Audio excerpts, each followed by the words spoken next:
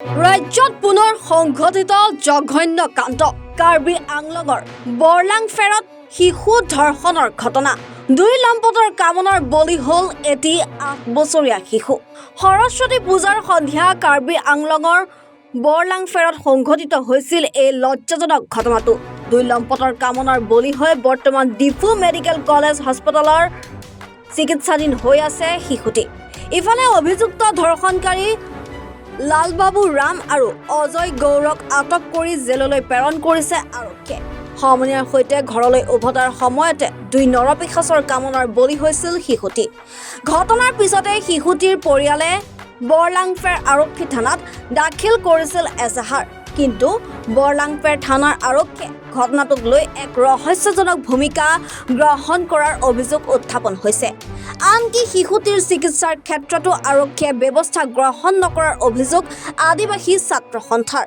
ছাত্ৰ সংগঠনটোৰ নেতৃত্বই ফোনযোগে গোটেই বিষয়টো জিলা আৰক্ষী অধীক্ষকক অৱগত কৰে।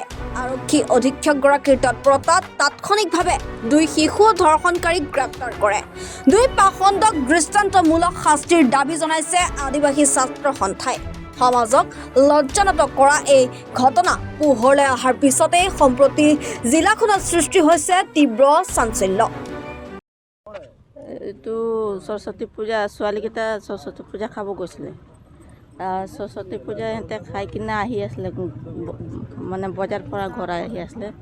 এতিয়া আৰু বাটতে ৰাস্তাতে জংঘল ৰাস্তা না, আৰু এনেকৈ অলপ আহিলে বজাৰ পৰা অলপ আহিলে মানে একটা বৰগাছ পায়, তাৰ তলতে বোলে দুইটা ল'ৰা মদ খাই কিনে আৰু বাইক লৈ কিনে যাই আছিলে বোলে। নামটো এতিয়া মানে নাহে, নামটোতো একটাৰ নাম। তাৰ পাছতে এইটো ল'ৰাকেইটা বোলে বাইক লৈ কিনে যাই আছিলে বজাৰ ফালে, আৰু ছোৱালীকেইটা আহি আছিলে। তেতিয়া আৰু সিহঁতক ছোৱালীকেইটাক চাই কিনে বোলে ল'ৰাকেইটা বাইক ৰখাই কিনে, তাৰপিছতে বাইক ৰখাই কিনে আৰু বোলে ল'ৰাকেইটা দৌৰালে বোলে। আৰু আছে মানে কেইবাটাও ল'ৰা ছোৱালী তাহাঁতৰ লগত। তেতিয়া আৰু ডাঙৰ দুইটা, একটাতো মোৰ ছোৱালী হয়, ডাঙৰ আছে, তাৰ ভাই একটা আছিলে সৰু, আৰু দুই তিনিটাতো গাঁৱৰ ছোৱালী আছিলে। মানে মোৰ ছোৱালীৰ নিচিনা, ডাঙৰ ছোৱালীৰ নিচিনা আৰু একটা আছিলে, আৰু মোৰ ছোৱালী, আৰু এইকেইটা মানে সৰু সৰু 3-4টা একেলগতে আছিলে। এইকেইটা পলালে।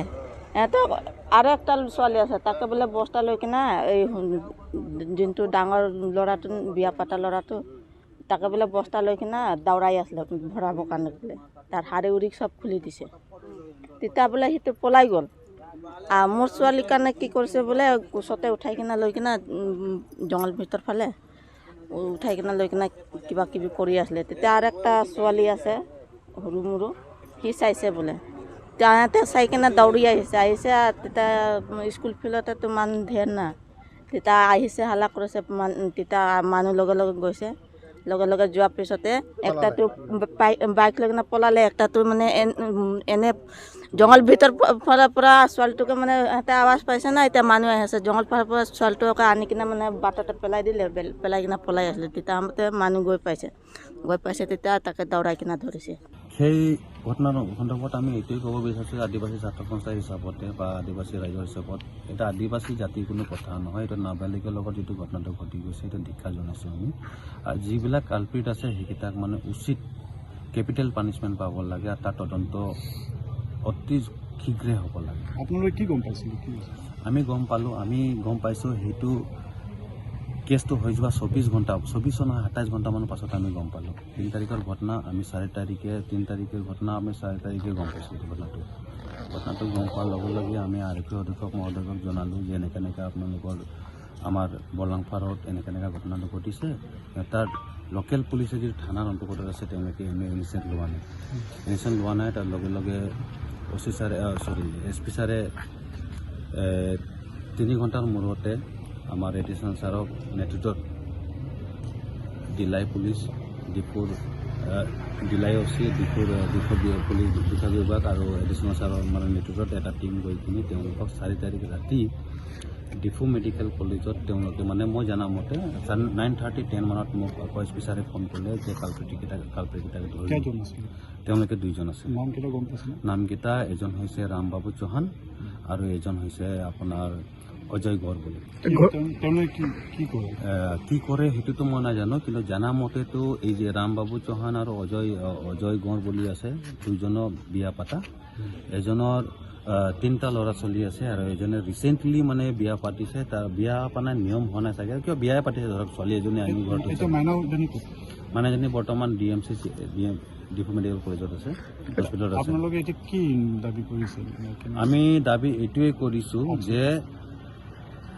সংগঠন এইখিনি আমি এইটোৱে দাবী কৰিছোঁ যে যিহেতু যিদিনাখন ঘটনাটো ঘটিছিল সেইদিনাখন যিটো বৰলাংফৰ থানাত যিমান অন ডিউটি পুলিচ বিষয়াকেইটা আছিলে তেওঁলোকক শীঘ্ৰে ছাছপেণ্ড কৰিব লাগে আৰু তাৰ তদন্ত হ'ব লাগে তেওঁলোকে এইকেইটা বস্তু জানি কিনিও এই কথাষাৰ জানি কিনিও মাইনাজনী যে ৰেপ হৈছে ৰেপ হোৱাৰ পাছতে তেওঁলোকে লামডিং লৈ গ'ল তাৰ নেক্সট দিনাখনো 4 তাৰিখ দিনতো তেওঁলোকে নানিলে আমি গম পোৱাৰ পাছতে আমি নিশ্চয় SP ছাৰে গম পোৱাৰ পাছতে তেওঁ কিবা একটা পৰ্টফলিঅ' ল'লে লোৱাৰ পাছতে তেওঁ আমিহে অনাইছোঁ আচ্ছা ঘটনাটো ক'ত হৈছিলে আৰু কেতিয়া হৈছিলে বৰলংফাৰ পেপে বাগান পেপে বস্তি বুলি কয় ঘৰৰ সন্মুখতে স্কুল এটা আছে স্কুলৰ ওচৰতে হিন্দু স্কুল বুলি আছে তাৰ ওচৰতে আৰু ঘটনাটো ঘটিছিলে সোমবাৰ সৰস্বতী পূজাৰ দিনাখন আপোনাৰ 4 পৰা 5 বাজি ভিতৰত সন্ধিয়া আৰক্ষী জিম্মাত আছে বৰ্তমান আজি যিহেতু মই আজি আপডেট পালোঁ তেওঁলোকক চালান দি দিলে বুলি শুনা পাইছোঁ যোৱাকালিৰ লগত চালান দিলে ডিফুৰ পৰা তনু মজুমদাৰৰ ৰিপৰ্ট এনি ভাৰত 24